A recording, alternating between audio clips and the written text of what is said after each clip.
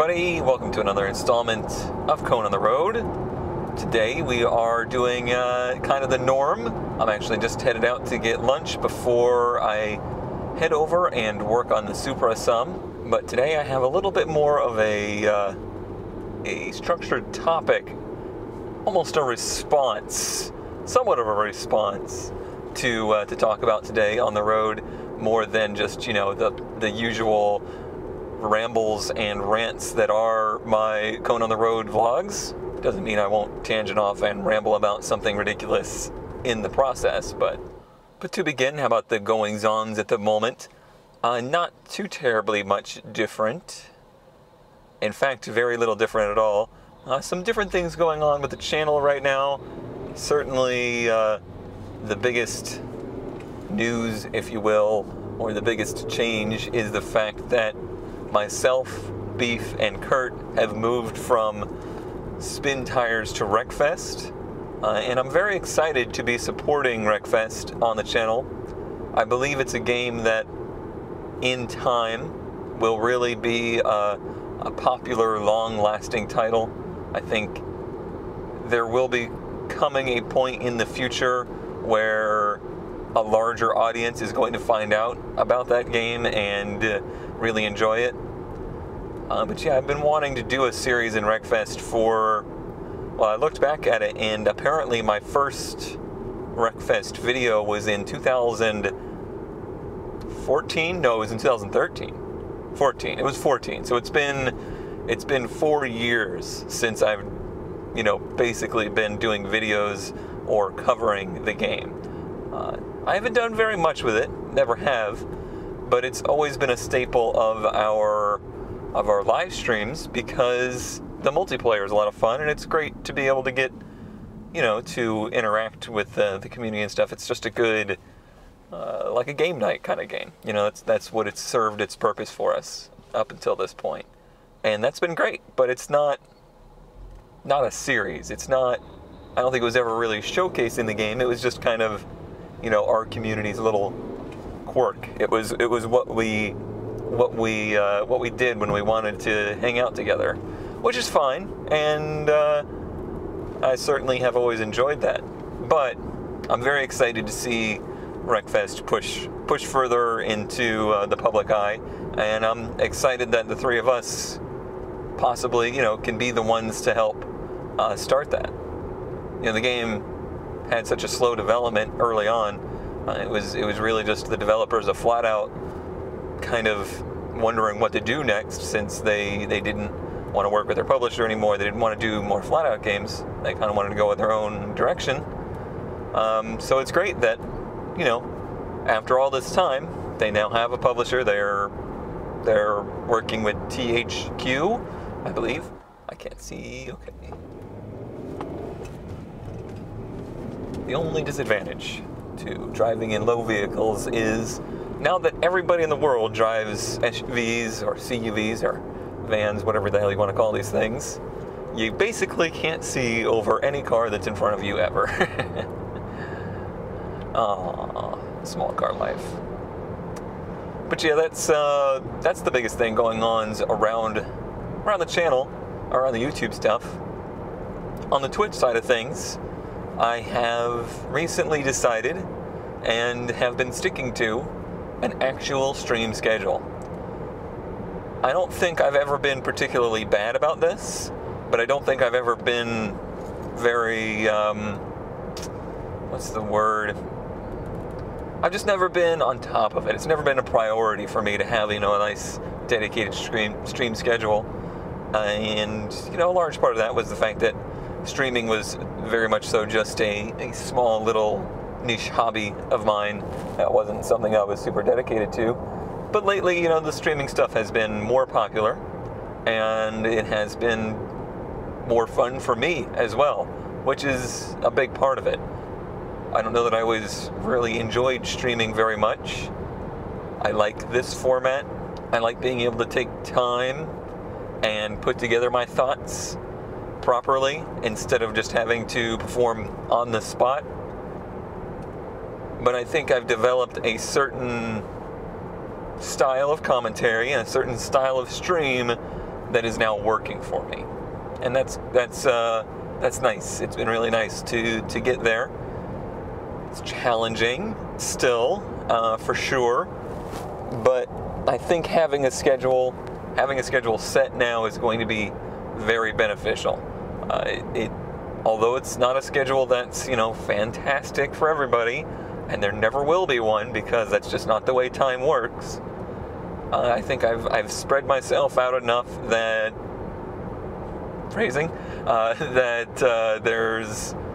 there's plenty of opportunity for people that might want to catch a stream to catch a stream. There's also a variety in things that we're doing, which is nice. So Monday nights, it's going to be tycoon games. I've always liked tycoon games, never been able to make good video on them. I think streaming is a very good format for that.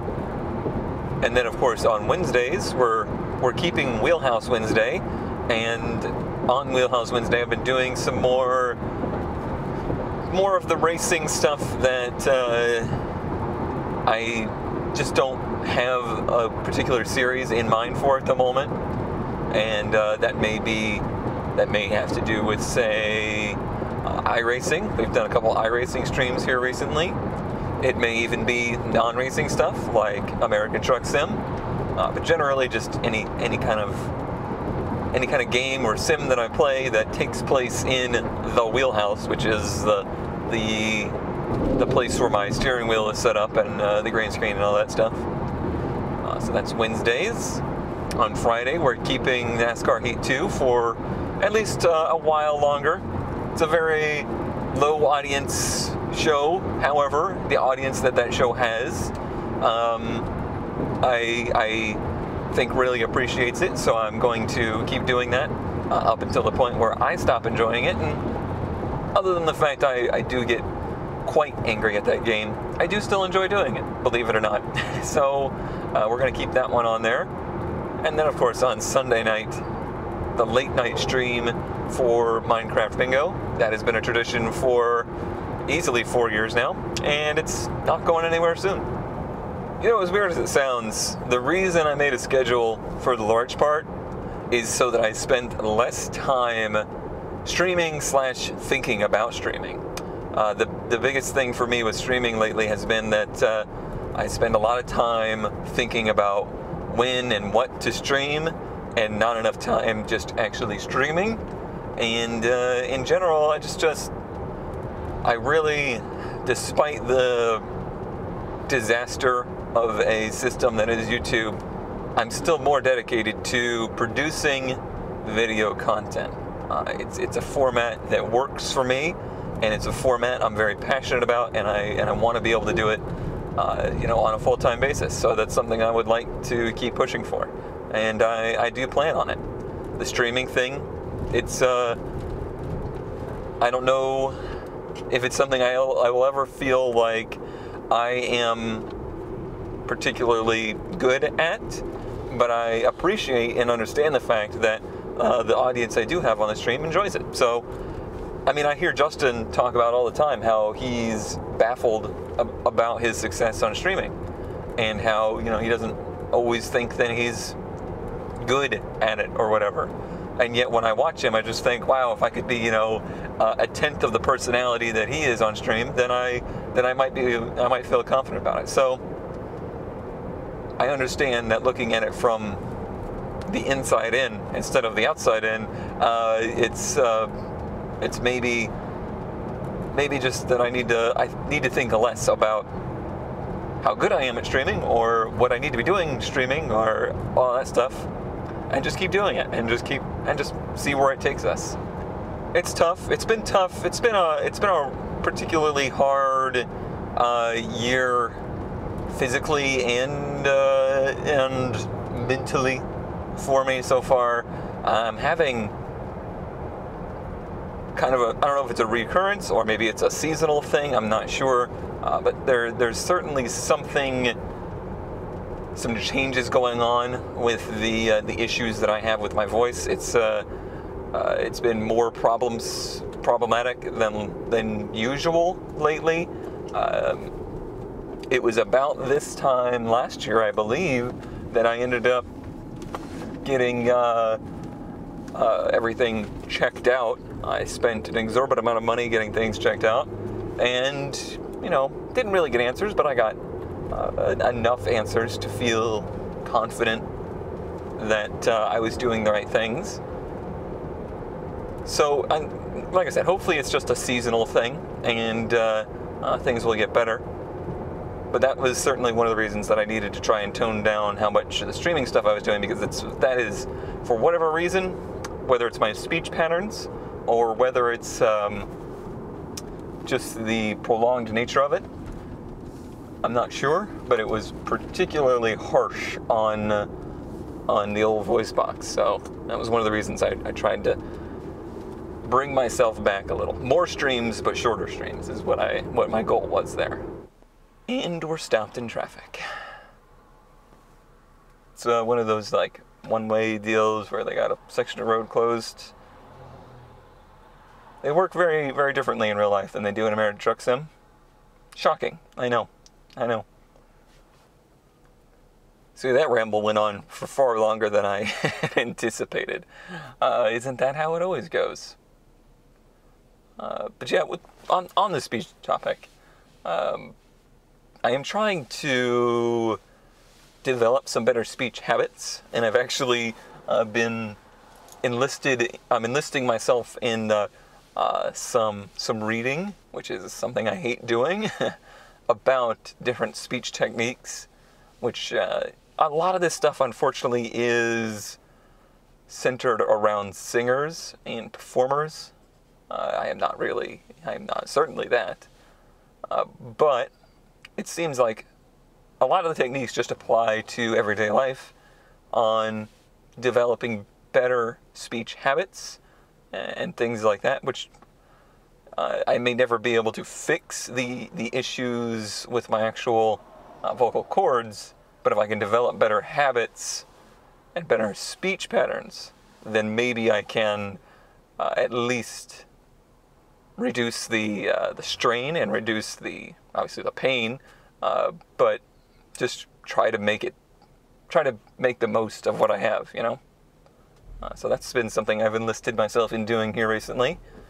I don't know that anything has particularly helped, but it helps me to at least think that I'm trying something, you know? Hey, we're moving. We go now. Gotta say, the spacing on their cones is a little sloppy over there. Would not be a very fun autocross. There's two things that make me angriest on the road. People that speed through school zones and people that speed through construction areas. So the next half of this will be a video response to a topic covered in Farlands or Bust about Kurt's non-commitment to embarking in projects, basically, or just taking, I don't want to say financial risks, but like, just making large financial purchases for nothing but like hobby or, just non-adult ways to use your money, basically. And how I've always known this, and I've always very much so appreciated the fact that he is just extremely responsible with his money, very good with saving money and things like that, and just, it just seems like a person, very on top of things. And I've never been that person, personally. I'm not a person to miss payments or ever run my bank account into the red or anything like that. I do generally budget myself pretty tightly, but I do it in a much different way, I think. I budget my life as far as how much money can I divert to doing fun things, and I believe he probably diverts as much money into as much safety net as possible. I've ever since, we'll say the last 6 years or so, have basically, I have no safety net, I have no future money plans, I have no like retirement anything or any, like there's no There's no safety net anywhere for me. And that's not the right way to do things at all. But I guess on the flip side, maybe do more fun things, I guess. Like I get a project idea in mind, I'm just going to jump on it. More likely, I think, maybe. Or maybe that's just the way it appears. But I'm a person obsessed with the plotting out of different ideas and different projects. I really like, and sometimes to my detriment, I will just sit there and obsessively plan out an idea as though, you know, I am 100% in and embarking on it just for fun, even if I know realistically I can't do it. It's just not possible. I went through that for 3 years of, you know,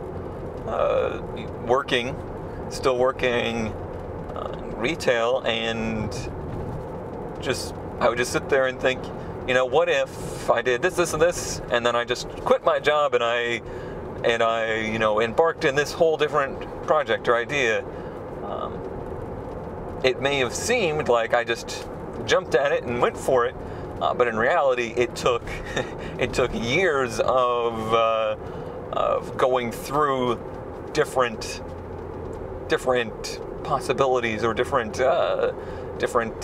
ideas before I finally said, yep, I'm going for it, we're going to do this. On the flip side, when it comes to like car projects and stuff, sometimes I'm not that way. Sometimes I just get like an idea ingrained in my head, and I got to do it right now, and here we go. Usually happens whenever I actually have money in the bank. Which is why I commonly think if I ever actually was successful, I would be screwed, because I would just never have any money, because I would just constantly spend that money. Anytime I had $2,000 sitting in the bank, I'd be on Craigslist buying some kind of stupid project. I don't know. I don't know how I would react to that.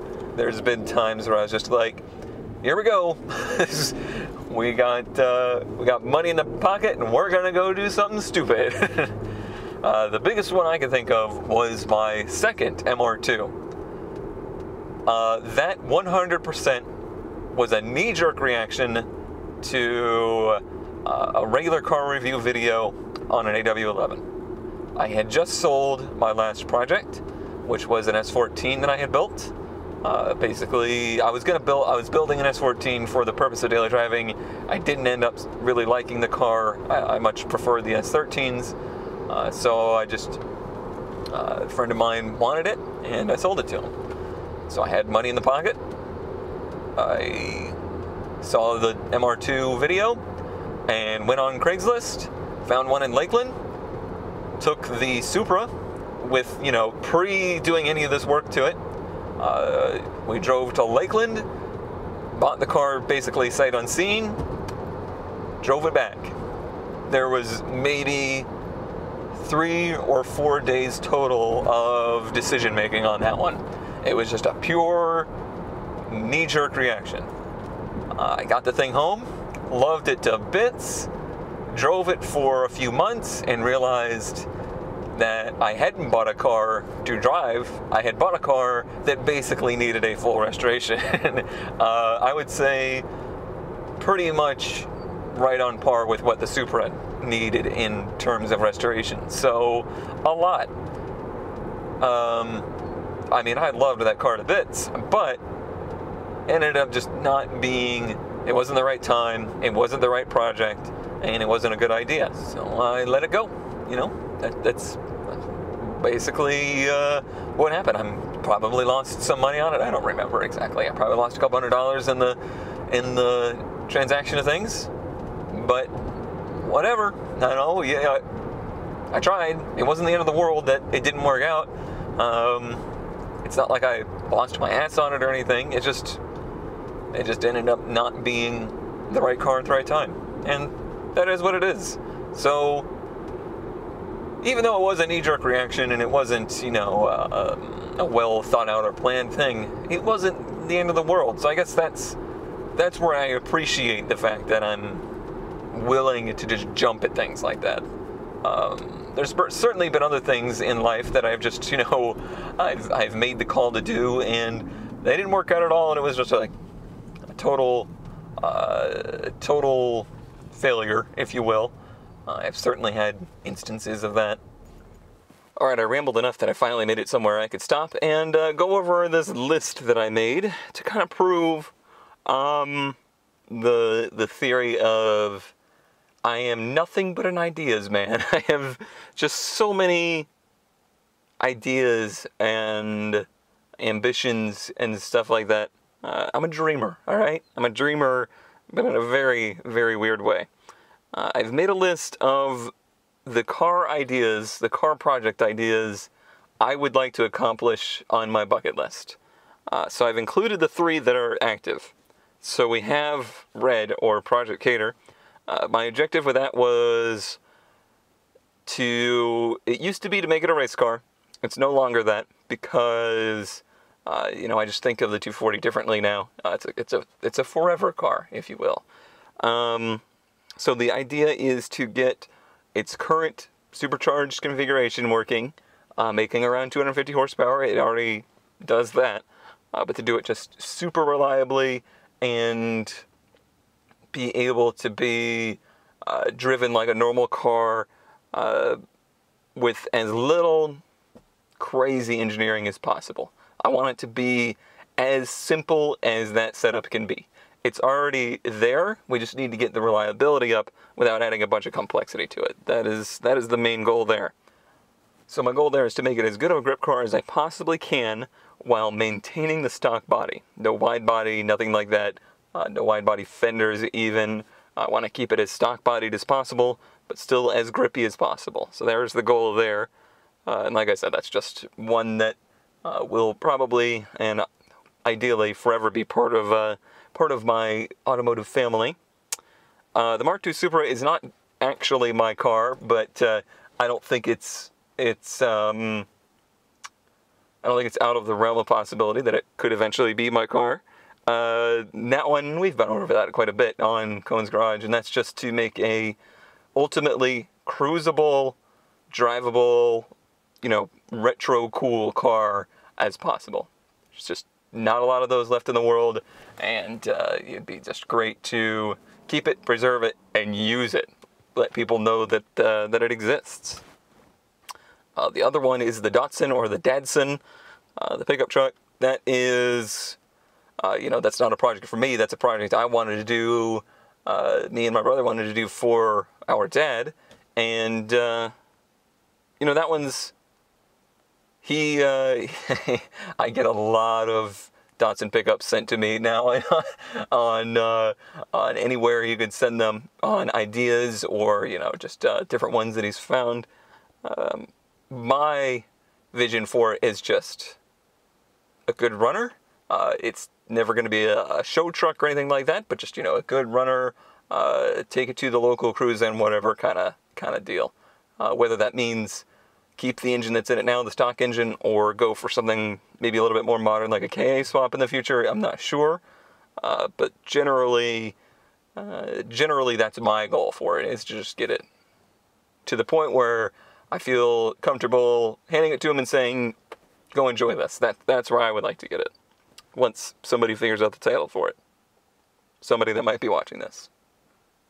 So let's go into potential projects, shall we? The first one I put on the list, the first one that came to mind, is first gen Celicas. Before I got a 240, the car I absolutely wanted was a first gen Celica coupe. I love those cars. They are quite possibly, to me, one of the best looking old school Japanese cars. Yeah, unfortunately, they don't exist in the South. I don't know if they just didn't get a lot of them down here.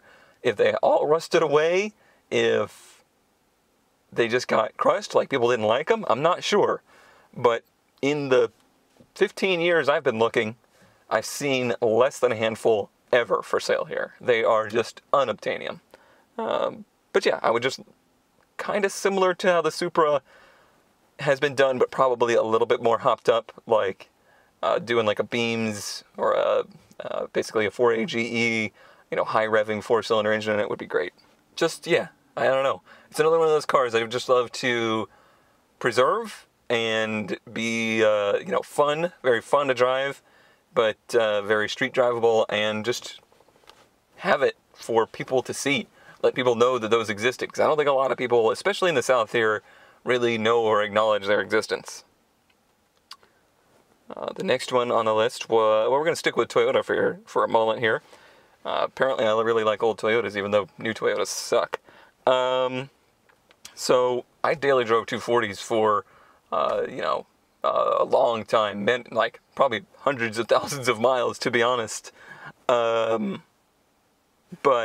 after I finally, grew tired of driving my, I think it was my third 240, which was a beautiful car. It was a great car that I never should have sold. That thing is probably worth, would have been worth, 3 times what I paid for it by now. But I did eventually grow tired of it. And the car that I fell in love with was the second gen MR2.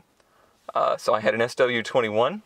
Loved that car. I mean, I've always loved the way they look. They just look, that is just an iconic look to me.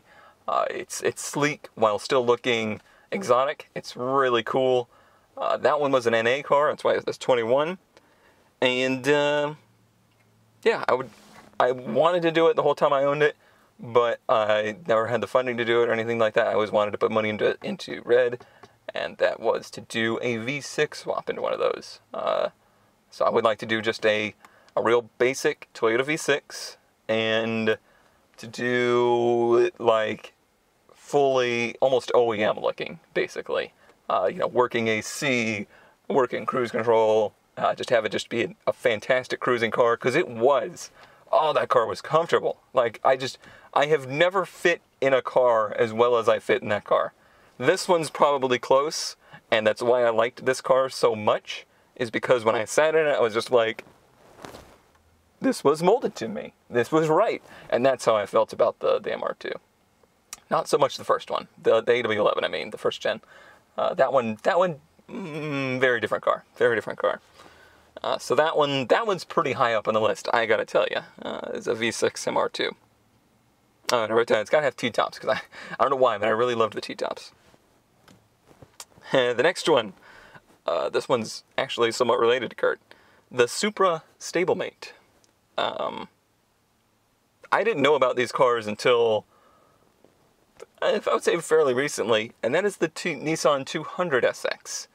Not the front-wheel drive awful ones you might be thinking of, the new ones. No, or newer, 90s ones. So here's the thing about the 200SX. It's not a good car. It really was, it was a half-ass production. Nissan, Datsun, get your shit together 30 years ago. So basically, it's kind of a hybrid between a 300ZX, a Z31, and what became the 240SX. They used the C18 or the VE30, which were, kind of very dated engines. They made very low power. It didn't have independent rear. Kind of a similar rear end setup to what you would find in like an AE86 or kind of the Supra. They were a bit heavy, a little too bulky. They just weren't quite the sports car that the 240SX ended up being. It just didn't have the right approach. However, it has a look that I now really appreciate. Obviously I appreciate, because I love the Mark II Supra so much. If you were to put a 200SX hatchback next to a Mark II Supra, it's just right. They look like they belong together. And then, no, this has been something for years I've thought about. And then, up in the Seattle area, there was for sale, and I believe Kurt sent it to me, a wide body 200SX. Now that, I didn't know existed. And it's a wide body in more than a sense than the Supra is. The P-Type Supra had the wide body fenders. This one actually had like full wide body quarters that were factory add-ons. They were only sold in Europe, and they were a rally kind of homologation special thing. However, there is a company that reproduces the fenders. They only made a couple hundred of these reproductions, and only like 1,000 of the original wide bodies existed. So that thing was probably like one of, I'll just throw a number out there, like one of 10 in this country. Oh, how I wanted that car. I wanted that car so bad. So now on the list is to do one of those as like a reproduction, because man, that looked cool. I'd have to throw something better under the engine bay, maybe like an SR, or you know what would be really cool is actually like a period correct C18 build, because you could make 250 horsepower out of one of those, or 200 horsepower, and be fine, because it'd just be another Supra basically. So why do I need all these cars? Don't go there. That has nothing to do with it. So whereas that is like a perfect Supra stablemate, how about the perfect 240 stablemate? And that is the big brother, the Z32 300ZX. I have come very close to tackling that project before. Like, I had people ready to sell me a shell to build a Z32. I think still today that is the best looking of the Japanese sports cars, the sports car GT Grand Touring kind of, you know, the big Japanese sports cars. God, it's just it's not for everybody. Not everybody thinks this, but I think it was one of the most beautiful designs to ever come out of Japan. Still to this day. Very few get near it. The second gen MR2, obviously the Mark IV Supra, but gosh, the Z, it's become a very timeless design, I believe. It's just, for as simple as it was design-wise, just a super striking look. I really love that car. The problem is they are absolute nightmares, especially the twin-turbo ones, which everyone wants. Just absolute disaster of a car. To maintain, to fix, to work on, everything. Just terrible. And I want to do it. Speaking of nightmares, Mitsubishi Starion, really love those. It's just a super cool looking car, and again, one that I think society, the car culture, kind of forgot and doesn't know much about. They look so good, but I know that they are probably garbage. The interior is going to be crap, the engines are crap, the drivetrain's going to be crap, but I don't care. I still want one. Really bad. The last one that I really listed, now this is certainly not every idea that I have in my head, trust me. But the most recent one, this is the kind of stuff that happens. These are the kind of ones I forget about for years and then remember years later. All the cars I've mentioned, Japanese.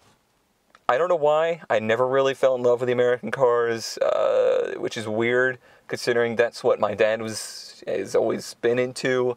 I grew up going to like Super Chevy shows and muscle car shows and things like that. Why that didn't take with me, I don't know. I don't know why, but I didn't. And I think part of it is I don't really like V8s. I don't like the rumble. I don't like I don't know, it just sounds, to my ear, although there are good sounding V8s, when I hear like your normal 350 or your 5.0 or things like that, they just sound so imprecise. They sound chaotic. They don't sound refined. I like refined sounding engines. It's super shallow. Very shallow of me to think that way. Like, I don't like them because of the way they sound and the way they feel. Like, you know, an idling V8 is always like, you know what I'm talking about. So, how do you get around that? Well, I don't like big cars either. I don't like the big muscle cars like your Challengers, your Impalas, your Chevelles or whatever. I just never liked the big body muscle cars. I'm sorry. Even the Mustangs and Camaros are too big for me. The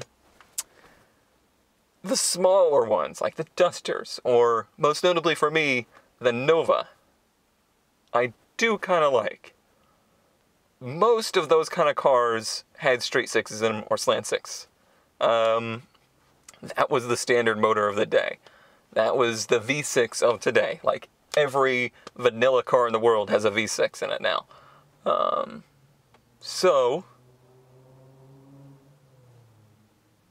Nice rocket.